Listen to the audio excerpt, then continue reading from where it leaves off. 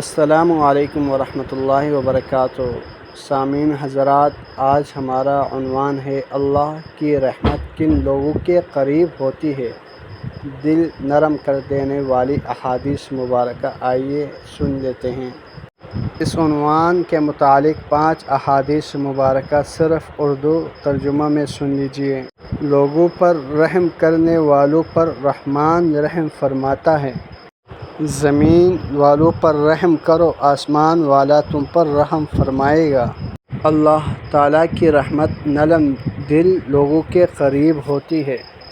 اللہ تعالیٰ اس شخص پر رحم کرتا ہے جو دوسروں کے ساتھ نرمی اختیار کرے۔ معاف کرنے والا اللہ کے نزدیک محبوب ہے۔ جو لوگوں کو معاف کرتا ہے، اللہ اس کی عزت بڑھا دیتا ہے۔ رحم نہ کرنے والا محروم رہ جاتا ہے۔ جو رحم نہیں کرتا اس پر رحم نہیں کیا جاتا۔ اللہ کی رحمت نیکی کرنے والوں کے ساتھ ہوتی ہے۔ بے شک اللہ کی رحمت نیکوکاروں کے قریب ہے۔